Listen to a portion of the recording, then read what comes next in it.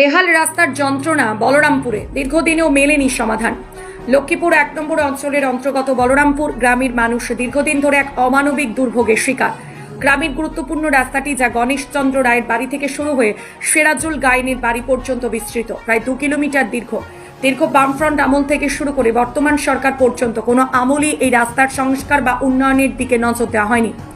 রাস্তার ডাক নম্বর 1044, এটি গ্রামবাসীদের যাতায়াতের অন্যতম প্রধান পথ, কিন্তু রাস্তার অবস্থা এতটাই বেহাল যে বর্ষাকালে কাদায় চলা অসম্ভব হয়ে পড়ে এবং শুকনো মরশুমেও ধুলো ঝড়ে ভরে যায় গোটা এলাকা।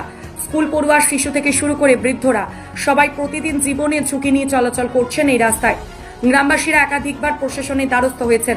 মুখ্যমন্ত্রীর হেল্পলাইন নাম্বারে ফোন করে বিষয়টি জানানো হয়েছে এবং মেদিনীপুর জেলা অফিসেও লিখিত আবেদন জমা দেওয়া হয়েছে, কিন্তু এতদিনও কোনো ধরনের পদক্ষেপ চোখে পড়েনি। স্থানীয়দের অভিযোগ, আমরা ভোট দিই, কর দিই, কিন্তু বুনিয়াদী পরিষেবা এখনো আমাদের অধরায়। তাদের দাবি, অবিলম্বে রাস্তার সংস্কার কাজ শুরু করা হোক। সরকার ও প্রশাসনের কাছে অনুরোধ, গ্রামীণ মানুষের এই ন্যায্য দাবি ও দুর্ভোগকে গুরুত্ব দিতে দ্রুত ব্যবস্থা গ্রহণ করা হোক।